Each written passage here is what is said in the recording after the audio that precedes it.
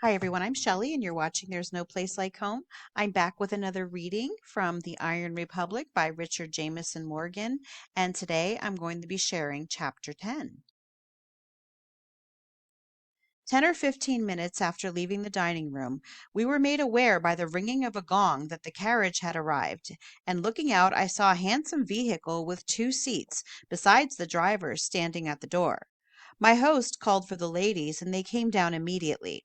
Miss Helen blushed as she entered the room, and approaching her father with downcast eyes, kissed him on the cheek. "How now, my young renegade? What means this treason to your country?" he exclaimed, holding her face between his hands and looking at her with mock severity. "It simply means that the country is all right, ma pere, but that I am not ready for the millennium," she replied, smiling faintly, and with that she turned on me a glance that made my heart bound, and I mentally snapped my fingers at the fiddlers of Ironia. There was something in that glance which said plainer than words that there was a bond between us, and the alliance would be continued. She was attired for the drive in a blue flannel gown, buttoned to the throat like an English riding habit, with jaunty cap and gloves to match. Her mother was similarly dressed in a dark brown suit, and without delay we passed out to the carriage. As we stood by the carriage, while my host was giving the motorman directions as to the course of the drive, Mrs. Morris remarked that I had best sit on the back seat with the professor, as looking forward gave a better opportunity for observation. The seats faced each other, and whether it was by accident or design, I hope the latter, her mother had no sooner spoken the words than Miss Helen stepped forward and placed her foot on the step to enter the carriage. I helped her in, and her mother after her, and then at another lightning like flash of those wonderful eyes which conveyed more meaning than any mere words, I entered the carriage and took my seat opposite to her. Professor Morris followed, taking his seat by my side, and as I looked into the face of the peerless woman before me, so chaste and beautiful, with just the suggestion of a fine scorn in the curve of the exquisitely chiseled mouth and drooping eyelids, I felt that but for the presence of others I must have fallen on my knees before her. If Cupid had let me pass through all the years before unscathed, he was atoning for his dereliction by a most extraordinary display of archery, for with every glance of those glorious eyes an arrow seemed to quiver in my heart. Never having experienced the sentiment, sensation, or whatever it is, of love, my resources in that direction were untouched, and I came to it like a strong man to a race. I had known this woman less than 2 days, and already I felt as if I had known and loved her for years. So impressed upon my heart was every feature of her face, and every speaking glance of those marvelous, unfathomable eyes. Indeed, by some strange consciousness, it began to dawn upon me that I had looked upon that face and into those eyes before. Was there truth in the theosophical philosophy of Plato, or had I seen her in a dream? It seemed incredible to me that I had looked upon her for the first time only the day before. It could not be. I could not in so short a time have become so familiar with every lineament and every changing expression of quick intelligence. When we left my friend's door, we did not go toward the Capitol, but in another direction, through streets I had not seen before. The houses were unpretentious as a rule, built of brick and stone mostly, and everywhere there was an appearance of comfort without ostentation. We passed through miles of shaded streets, by fountains and monuments, through parks and pleasure grounds, finding everywhere beauty, cleanliness, and evidences of prosperity. We passed houses of the most distinguished men of the nation, including those of the President, members of the Supreme Cabinet, and others eminent for their achievements in the fields of science and letters, and there was no noticeable difference between them and the residences of ordinary citizens. There seemed to be no aristocratic quarter, and when I proposed to turn through the slums and succeeded in making myself understood, I was informed that there was no slums and nothing corresponding to them. "Have you then reached that ideal social state where you have no poor?" I asked. "We have at least reached that ideal social state where we have no rich," answered the professor. "Indeed! Do you mean to say that you have no wealthy class at all?" "More," replied my host, "that we have no wealthy person at all." "What!" I exclaimed. "Not a single rich man in the entire republic?" Not a single rich man, woman, or child in the entire republic, and never can be, was the answer. I shall not argue about this, I remarked after a few minutes' reflection, and whether or not it is a desirable condition. It is certainly a peculiar one for a country like this, that seems to be blessed, not only with material resources of every description, but with the skill and energy to utilize them to the last degree. Will you explain to me why it is that in such a country a man of industry and good judgment does not grow rich as elsewhere in the world? For the same reason that a man does not lift himself over a stile by the straps of his boots, answered the professor facetiously, simply because it is a feat impossible of accomplishment. But why? The conditions seem to be most favorable. In the first place, said the professor, if it were not for debt, interest, and unearned increment, men could not become rich, even where they are not restrained. And in the second place, here, where we have none of these evils, we anticipate the possibility of such a thing by legislation which renders it impossible. But that is what I wish to understand. How do you evade these evils, as you call them, on the one hand, and anticipate them on the other? Well, replied the professor, besides having no debt, interest, or unearned increment, which condition itself is a bar to wealth, we have a graduated income tax, which would reach the point of confiscation before even moderate wealth, according to your standards, is attained. For instance, all incomes above 800 dms are taxed 10%, and 10% for every additional 400 dms, which limits the income to 4,400 dms, for at that point the tax takes the whole. You see, this tax limits income to a possible sum of 1,200 dms. But, said I, without asking it argumentatively, how can you, who are such a stickler for justice, in the abstract, justify this confiscation of a man's property, when, as you claim, your system is so perfect that it cannot be acquired by dishonest methods? Theoretically, it is unjust, assented the professor, but the object of a truly enlightened government is not so much to vindicate any ethical code as to secure the happiness and welfare of its citizens. If a particular bull should grow horns so much longer than the rest of the herd as to put it at its mercy, he should be dehorned, although it might seem cruel, not because he had acquired his weapons unjustly, but because having them puts it in his power to be unjust.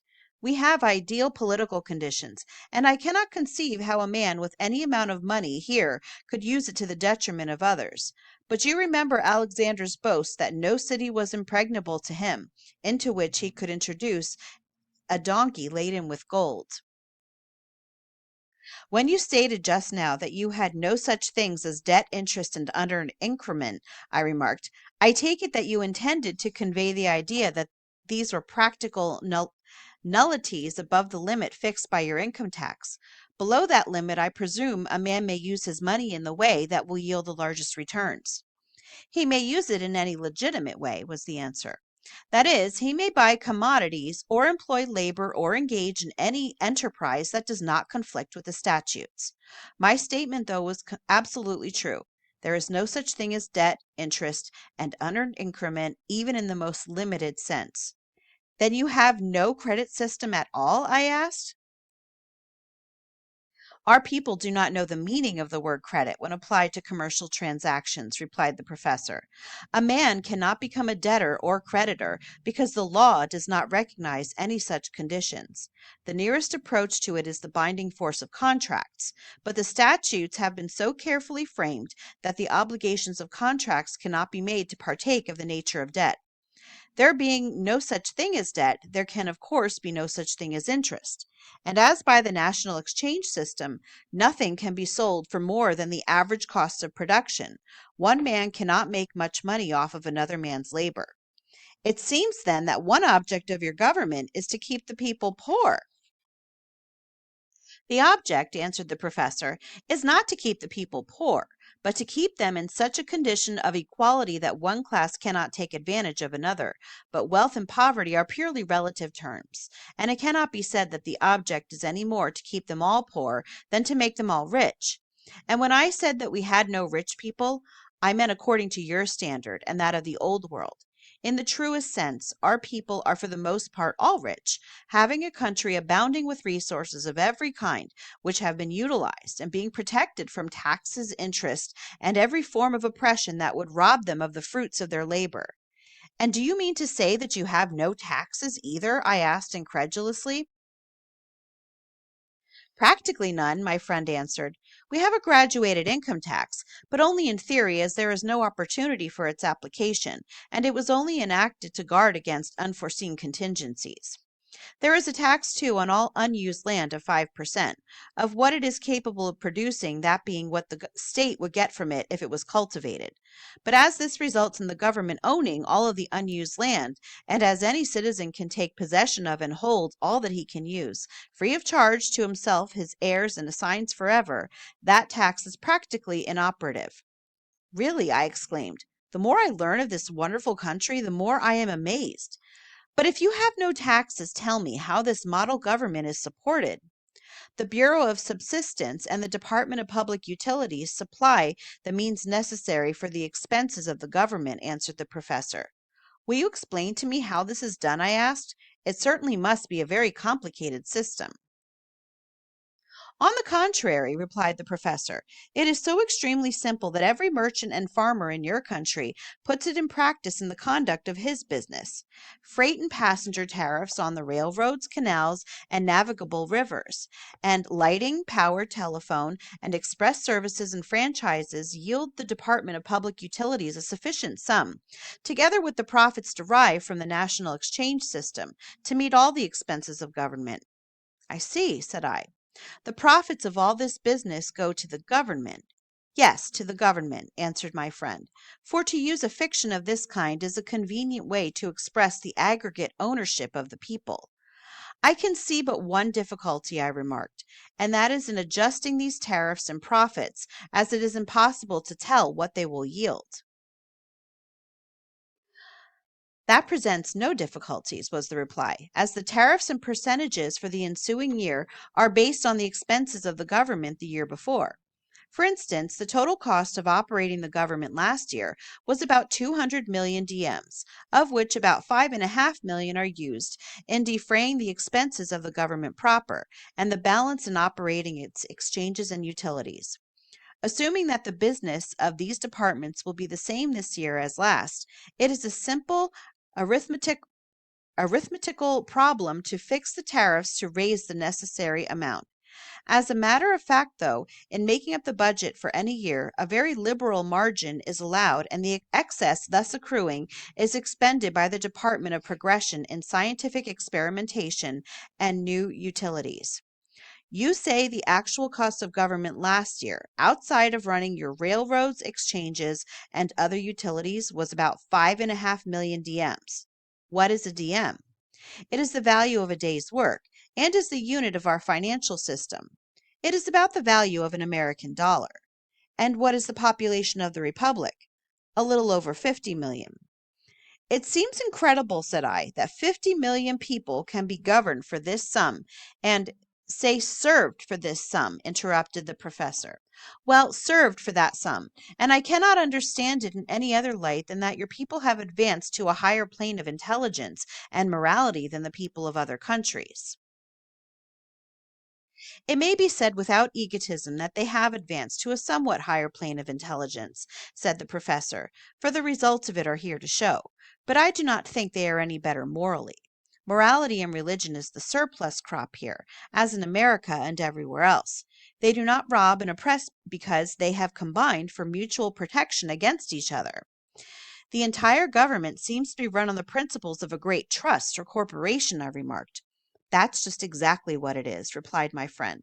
It is the logical end and culmination of trusts and monopoly. It is a trust formed of the whole people for purposes of government, commerce, transportation, education, and everything else that pertains to their welfare.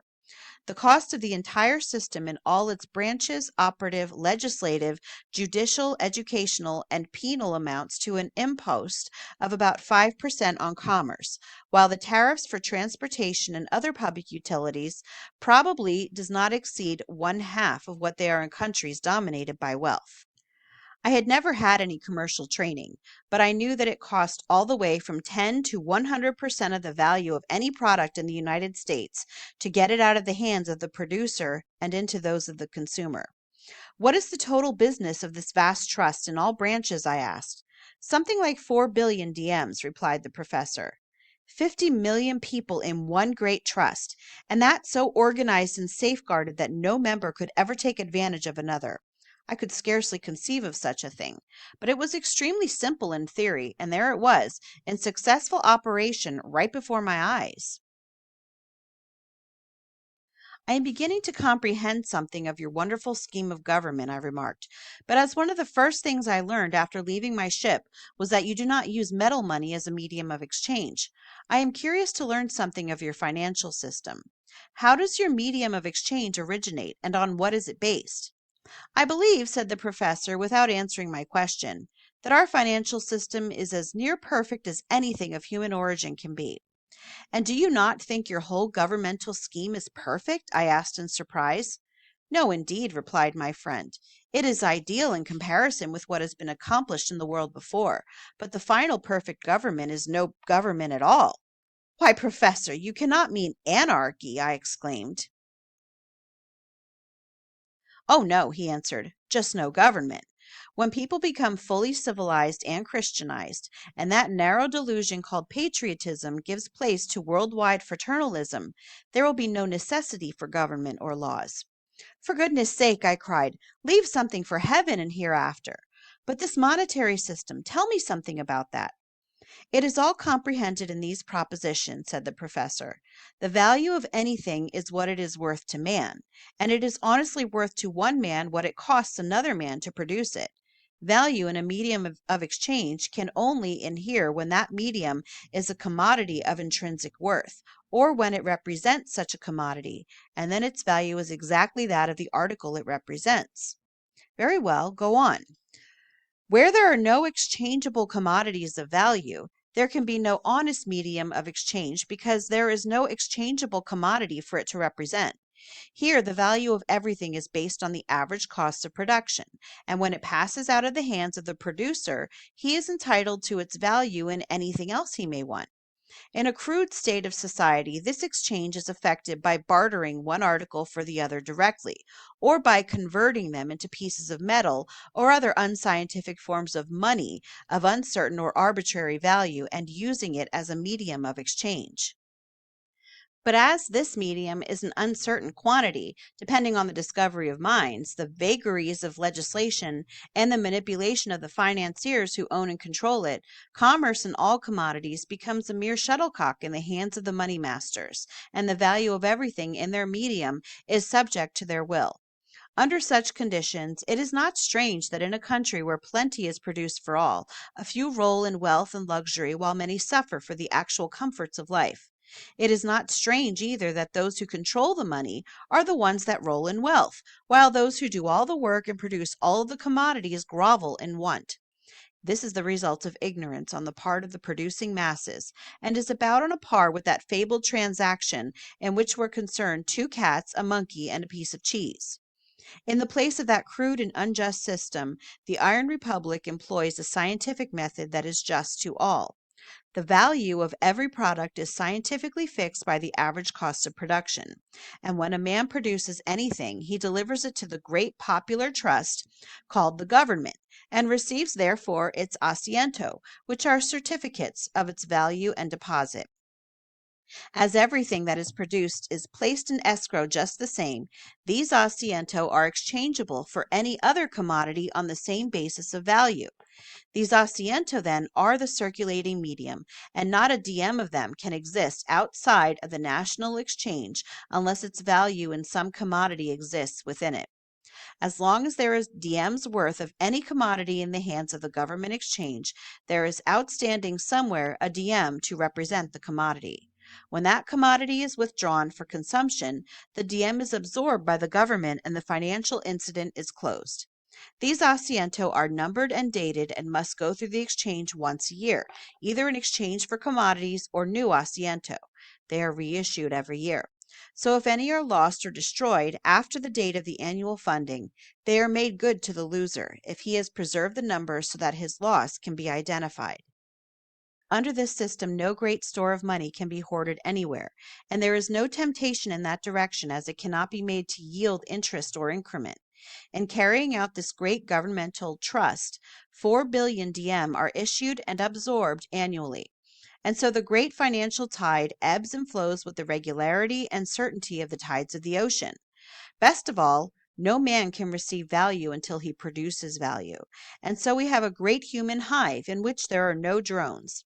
This may seem to you a small volume of business for so large a nation, but as middlemen are practically eliminated and there is no wasteful competition, a mutual exchange of commodities is effected with much less trading than in your country. And have you no merchants at all? I asked. Oh, yes, was the answer. We have a considerable number of men engaged in supplying the wants of the people, besides those employed at the exchange, but they can hardly be called merchants, as they are in reality caterers. They establish themselves in locations more convenient to the people of certain sections than the exchange and receive a small advance over the exchange prices merely on account of that convenience. The exchange fixes the price, though, of everything, and the caterers are only paid enough more to pay for this convenience, as the exchange is open for all. Of course, this applies only to the commodities that are handled in the exchange. There are many commodities, perishable goods, confectionaries, and an endless variety of gimcracks that are not received into the exchange at all and are dispensed by the caterers. Your absolute cash system undoubtedly saves a vast amount of loss and litigation, said I. But men are compelled to have accommodation or suffer, and that, it seems to me, is where your system would work great hardship.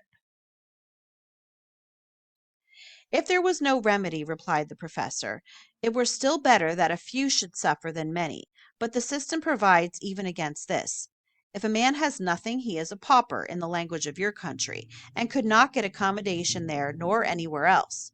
If he has non perishable property of any kind, though, here he can go to the exchange in his commonwealth and get asiento to the amount of 50% of the value of the property without interest.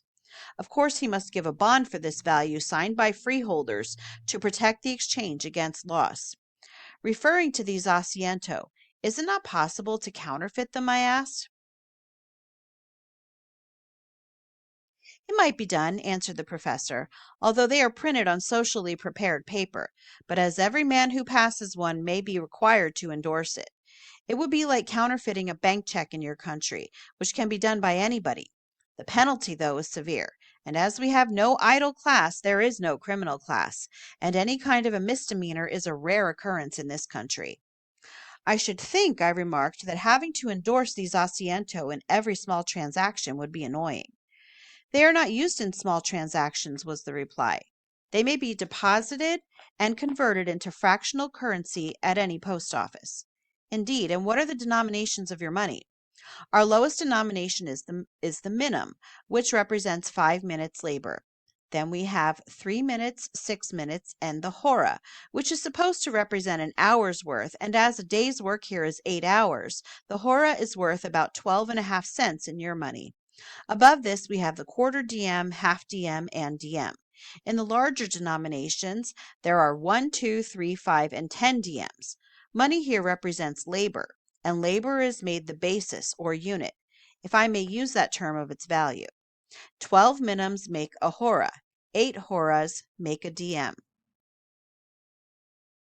While this conversation, so dry and uninteresting to the ordinary reader, was going on, many places of interest were pointed out to me, and I was keenly alive to the beauties of the city through which we were rapidly propelled. Afterward, we passed out into the country, where on every hand were the same evidences of prosperity I had seen in the city. Modest but comfortable houses, paved roads, every resource of nature taxed to the last degree to subserve the convenience of man. It must have taken a great while, I remarked, for people to reduce the art of living to this point of perfection. On the contrary, replied my friend, the change was wrought in a very few years. When the people found that it paid to live in this intelligent, scientific way, and the spirit of reform got in the air, they went at it with a vim. We were going through a pleasant shady lane on one side, of which were some cattle standing under the trees, and on the other a man plowing in a field with a horse, the first I had seen. We were yet some distance from the farmhouse when, hearing a humming noise behind us, I looked around and saw a box or a car about as long and thick and about half as wide as a square piano running toward us on two cables stretched on poles. I had noticed these cables and a lot of other wires, but I had not learned of all their uses. "Here's another new one on me," I cried, standing up in the carriage to see the thing go by. "That is the Rural Express," said the professor, laughing, and then he directed the motorman to keep up with it until we passed the farmhouse, that I might have an opportunity to see it work if it should have something to deliver there. It was running about 30 miles an hour, and we spurted along by it till it passed the house. The box or carrier ran 8 or 10 feet above the ground, and when it reached a pole in front of the house, one of a number of knobs or cranks that projected from the side of it engaged a pin on the pole, and several packages were thrust out of the rear end of it and dropped into a box like receptacle attached to the pole just below. A gong was rung at the same time, and a lady came out of the house, lowered the box with a pulley, and took out the packages. This rural delivery, the professor told me, was one of the newest of the public utilities and was just being introduced. It had proved a success, and the Department of Progress intended to put them on throughout the Republic. They were run from the exchanges and post offices and carried, besides mail, packages up to 20 pounds weight. The cables also carried electric light and power currents, and the carriers ran in circuits going on round and back to the starting point when empty. Several of them passed us while we were on the line of this circuit and were running continuously. This section of country was an elevated plateau, and to the northward could be seen the blue outlines of the Illyrian hills. The afternoon was perfect, with an Indian summer haze, and as we traveled at the rate of about 20 miles an hour, we traversed a wide extent of territory.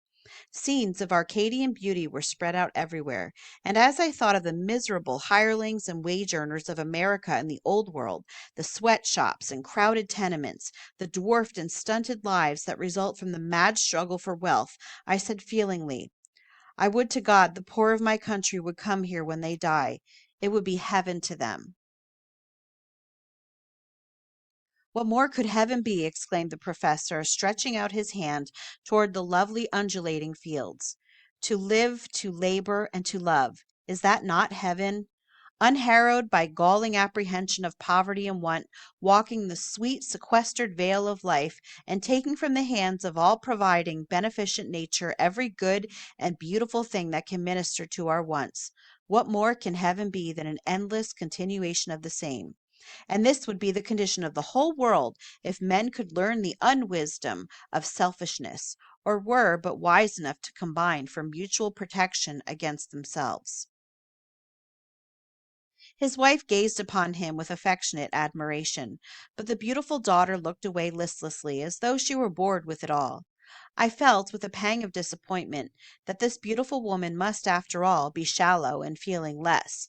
But when, a moment later, she turned to me with a wistful look in her eyes, and asked me if I did not think that if one had been born in heaven and had never lived anywhere else, they would grow tired of it, I comprehended something of the ennui that made life tiresome to her even in so blessed a country.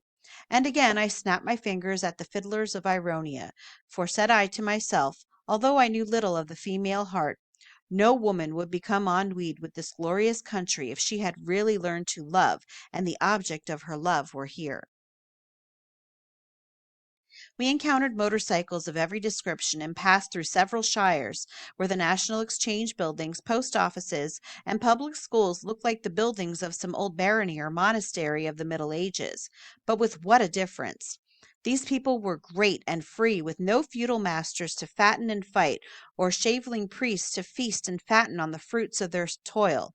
Each for all and all for each, not because they were more unselfish than their less fortunate fellow men, but because they had learned that only a few could be great and rich, and acting with the wisdom and power that belonged to the majority, they had mutually agreed that none should be rich and none great except in a noble and unselfish way that made the greatness of one of the common heritage and pleasure of all. Making a wide detour, we came to the Urbana River and followed its course back to the city. It was as picturesque as the Hudson, but no palaces lined its banks. Modest and unpretending cottages, comfortable and adequate, many of them beautiful in design, but all simple and unostentatious, as though built more for use than to advertise the station of the owner, faced the wide boulevard that ran by the river like the long, winding streets of an old fashioned American village. We had reached the great dam only a few miles from the city, and stopped to look at the public buildings where the million horsepower of the mighty river was transmuted into that subtle, incomprehensible force that night and day ran hundreds of miles of railroad, thousands of electric lights, rural express carriers, mills, and other public utilities. "See," said the professor as the sun touched the horizon, a great ball of fire. "The grand old sun, after lighting and warming us all day, will still by this water he has lifted from the sea, work for us all night." It was beautiful. Far up the river to a distant bend, the water above the dam lay smooth and placid and flashed like silver. On one side a steep wooded bank descended from the boulevard to the water's edge, where there were rustic seats and boathouses at intervals along. On the other side, a wall of rock, perpendicular in some places, and seamed and serrated like the rough chased facade of some old giant's castle, rose sheer to the height of nearly 100 feet, over the edge of which in some places fell great festoons of flowering vines. "Those lovely banks," said the professor, after I had admired their picturesque beauty, "were once crowned with the villas of the manufacturing, commercial, and financial barons of this country. The masses labored for them, the great river toiled for them. Now, where pretentious palaces once vied with each other to advertise their owners' wealth, stand the happy homes of a people who are neither masters nor slaves, and the great river too is masterless, for lo, it works for all." At this moment the great sun disappeared behind the horizon, and as the broad amber bars of light flashed up and expanded like flaming banners in the sky, a deep solemn chime of music came rolling grandly down from toward the city, whose outlines could but dimly be discerned against the background of night that loomed behind. On came the music, stately and grand as became the time and scene, sinking to deep, sweet symphonies that seemed to breathe the spirit of blessed contentment and repose. Anon it swelled to magnificent burst of glorious music that carried a note of exultation and triumph, like the exulting paean of a world-wide victory of the ages. Unconsciously, I uncovered my head under the spell of the divine nocturne, and in every direction, as far as I could see, on the boulevard or in boats upon the river, men stopped and listened reverentially as to the Angelus. For 10 minutes the glorious strain swelled from the tower of music, rolled out over the fading landscape, and echoed and reverberated along the walls and cliffs of the winding river. And then, ceasing with flash, 10,000 electric lights punctuated the gathering darkness, and the great city gleamed in flashing outline like the realization of a fairy scene in a story of the Arabian Nights. I looked at my host. His eyes were closed. He sat with such an expression of deep solemnity and peace upon his noble face that I felt a thrill of awe, as though in the presence of an inspired prophet of the olden time. I turned my eyes to the queenly woman that sat before me, and the spell had worked not less powerfully on her. Her head was thrown back, her hands were clasped, and from her half closed eyes the tears were running down her cheeks. That music was a man's soul, the soul of genius, lavishing itself on earth born clods with such beauty and power as for the moment to make them too feel that they were divine. And what was I in the presence of a spirit like this? In the exaltation of that moment, so gross a thing as jealousy could not abide, and I felt myself a glowworm with the sunshine beating upon me. Fiddlers of Ironia! Never again could I force my lips to frame those words.